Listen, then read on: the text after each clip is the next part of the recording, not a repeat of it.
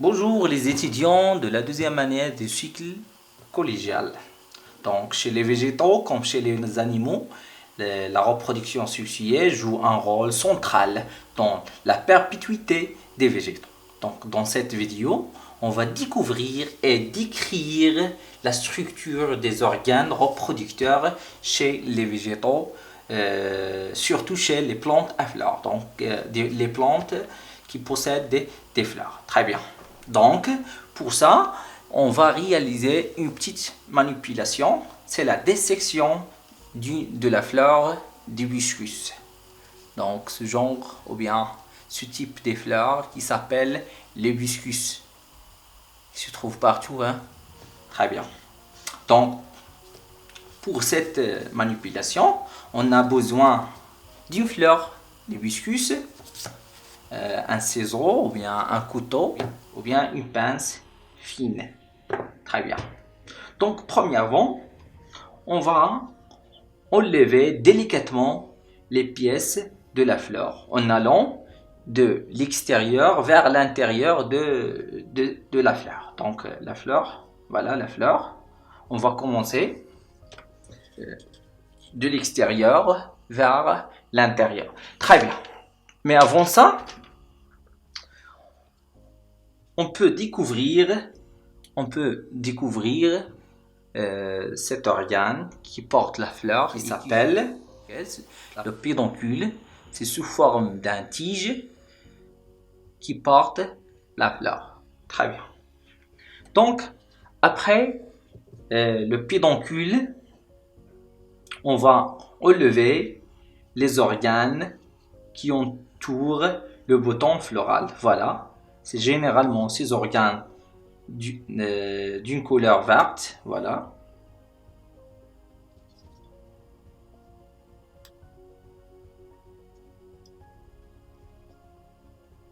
Donc, ces organes, ils s'appellent des sépales. Et l'ensemble des sépales, il s'appelle les calices. Très bien. Donc, voilà les sépales. Ce sont des pièces qui entourent le bouton floral. Voilà. Et voilà. Et voilà tous les sépales. À enlever tous les sépales. Très bien. Très bien. Voilà les sépales de cette fleur. Il s'appelle les sépales et l'ensemble des sépales, il s'appelle le calice. Très bien. Après, on va enlever ces pièces rouges. Voilà. Voilà.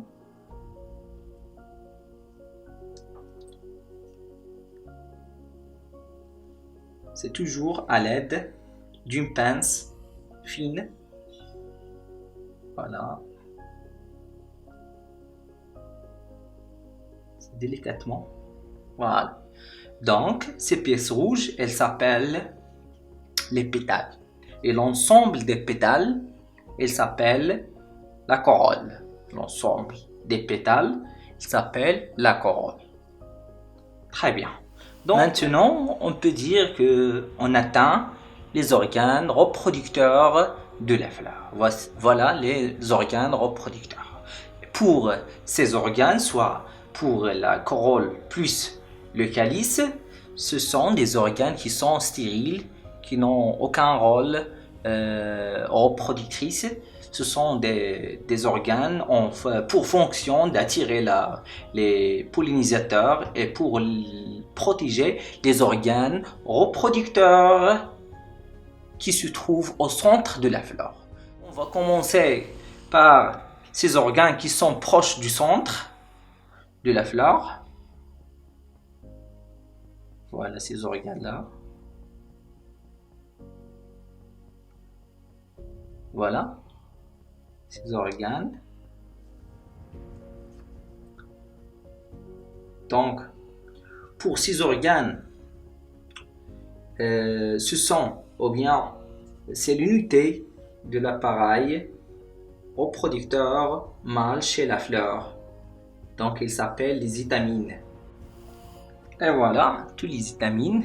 Il nous reste que cet organe, voilà, cet organe qui se trouve au centre de la fleur. C'est l'unité de l'appareil reproducteur femelle qui s'appelle le pistil ou bien le gynicée.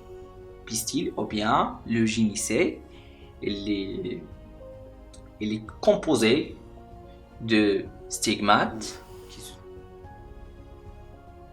ici, voilà, des stigmates,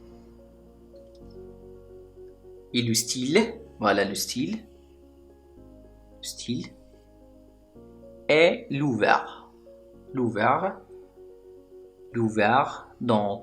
donc pour le pistil, composé de stigmates, le style et l'ouvert. Très bien. Donc on peut utiliser un ciseau, bien un couteau, bien une lame pour réaliser une coupe transversale de l'ouvert. Voilà, coupe transversale. Et après, on va l'observer à la loupe binoculaire. Très bien. Et on va aussi écraser les anthères entre la lame et la lamelle pour libérer les grains de pollen. Puis on a observé la préparation au microscope optique. Donc après ces deux observations,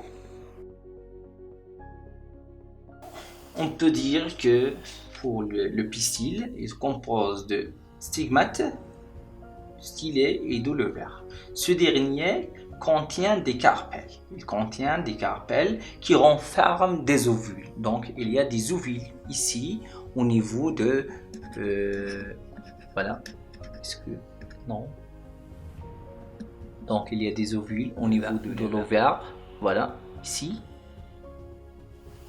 Très bien. Et on a aussi l'étamine, l'organe reproducteur mâle, qui est formé de parties, un petit filet qui lie l'antère avec la fleur, et l'antère qui est formé par deux sacs polliniques qui contient le pollen.